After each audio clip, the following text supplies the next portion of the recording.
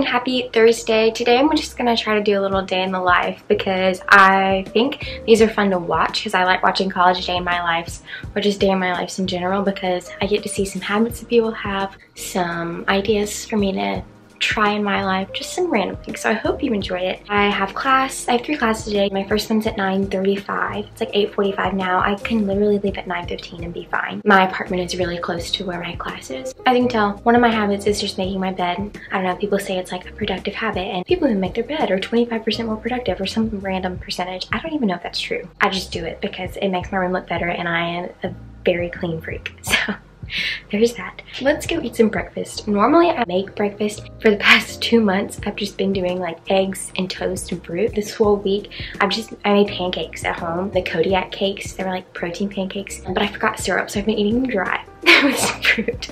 So let's go eat some dry pancakes and fruit.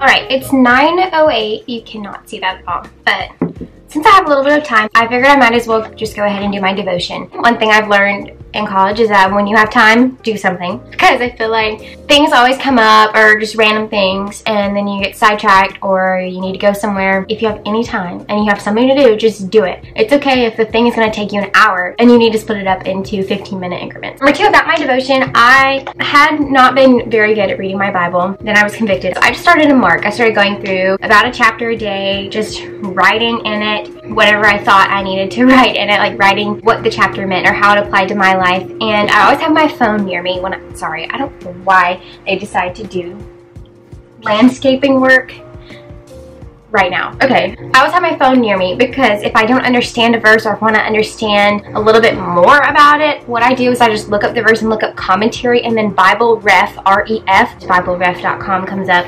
and I always like the commentary on there and it really helps me understand more.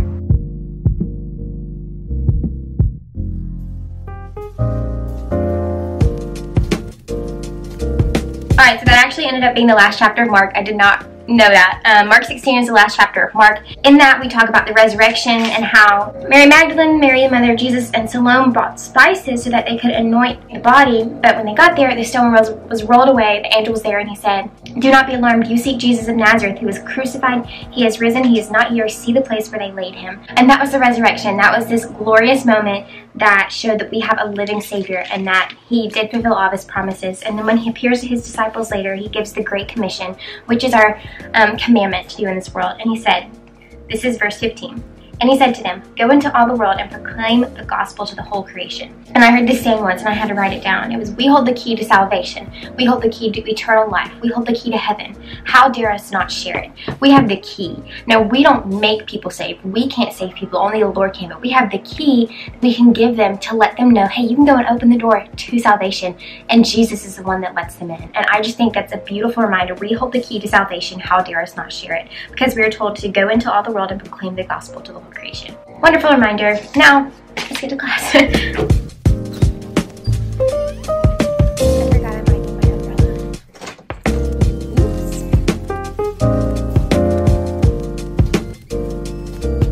Alright, made it.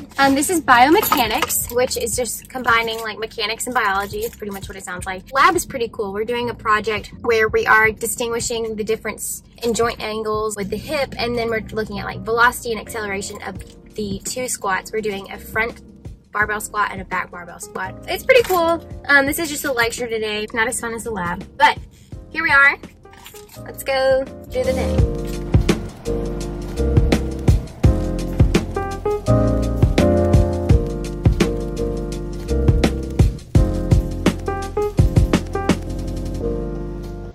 Okay, all right. Ooh, bad lighting. Okay, I just got back from just about 20 minutes of exercise. Anything's better than nothing. That's just the only time I can fit it in a day. Fit it in really quickly. It's now 11:45 and I need to do schoolwork for about an hour and then make lunch, and then I'm gonna go to I'm gonna go to office hours with a professor, and then I have class and whatever. But talking about exercise, I wanted to just quickly mention it. Anything is better than nothing, like I just said. If you have 20 bucks in your bank account, but you're out of gas, but you need to get home. You're not just gonna say, well, I don't have enough money to fill up my tank, so I'm not gonna get gas. You will use the $20 you have just to get a quarter to half a tank. That's kind of how it is with exercise. Anything is better than nothing.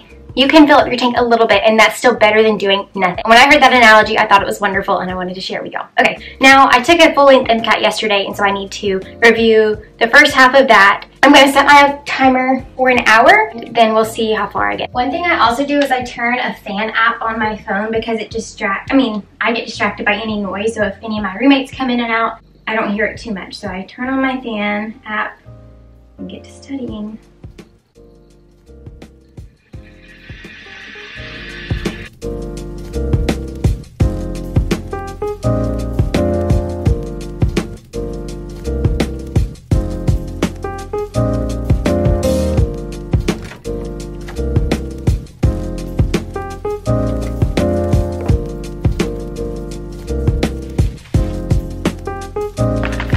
I don't love to eat in my room because that's not very sanitary, but I try to clean up really well afterwards whenever I do this.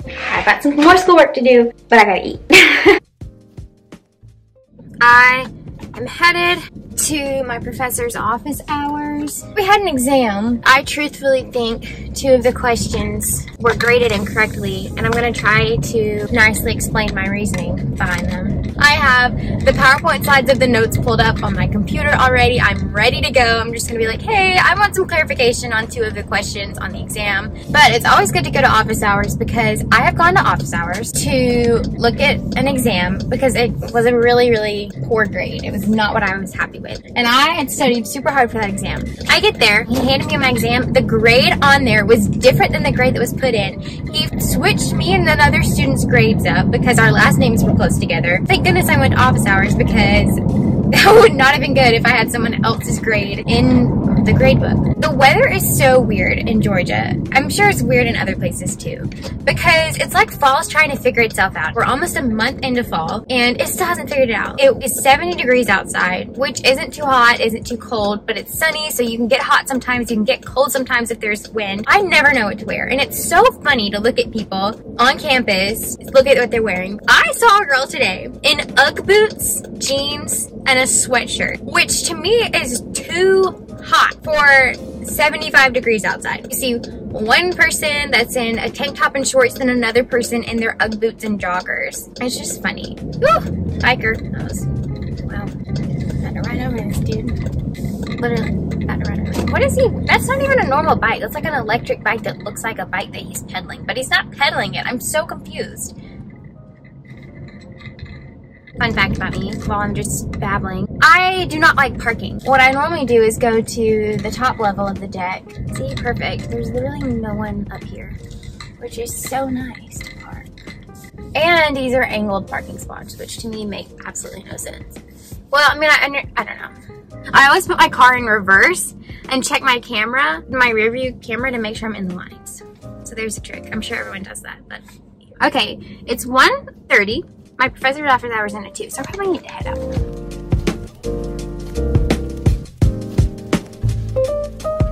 Alrighty, folks. It's now 6 o'clock. There's literally like one vehicle.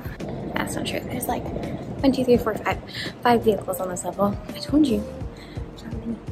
So, I did go to those office hours, and I did not win. I don't think he liked my argument. One of them I can understand after he said something, but the other one, oh well. He's a good professor. I just made those 3 points back. Anyway, I am now leaving campus. Went to office hours, and then I had that class that was epidemiology. And right after that, I had my sports psychology class, which that one to me is very interesting. That's my favorite class, exercise and sports psychology. And so it's about psychology related to performance. We recently talked about personality and sport, like how it's related, your personality aspects, the ones that are very common to athletes. That's really cool. Fun fact, majority of athletes are a quarter of a standard of a deviation more extroverted and a quarter of a standard deviation more emotionally stable. Neuroticism, the opposite of that is emotional stability. So normally athletes are less neurotic and more extroverted. It's not always the truth, but that's just kind of how it goes. Also, most athletes are higher with conscientiousness. I don't know, that's just really cool. But we talked about anxiety and performance, personality. We were just talking about mental imagery, and we've talked about some really cool things in that class. That was my last class, and then I stayed after to do some more MCAT studying.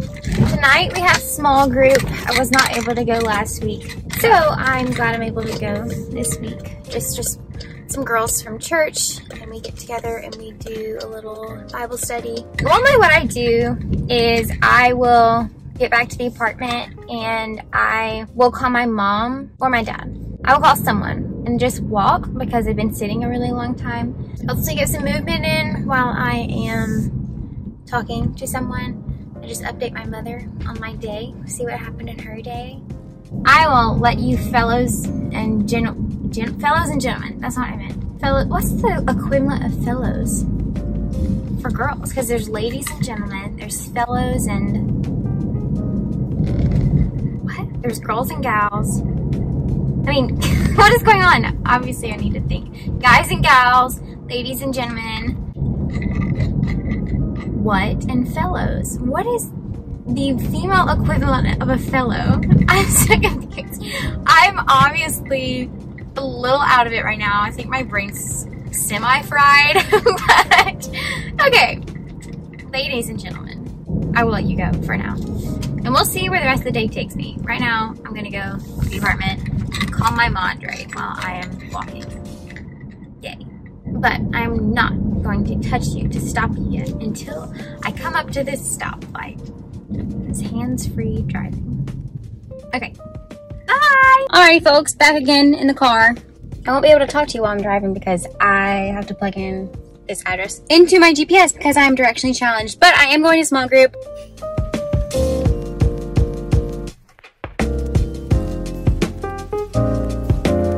Hello. It's 11 o'clock. I don't normally like to stay up this late because my brain doesn't function very well. I know all you people out there that are college students that stay up till 2 a.m. every night are like, she's crazy. But this is me. I'm just gonna brush my teeth, wash my face, maybe read a little bit because I always read before I go to bed. And then go to bed. I don't know why. It's just like whenever there's no words to say, the thumbs up just comes up. But I think I'm gonna do a proper outro tomorrow when my brain will work.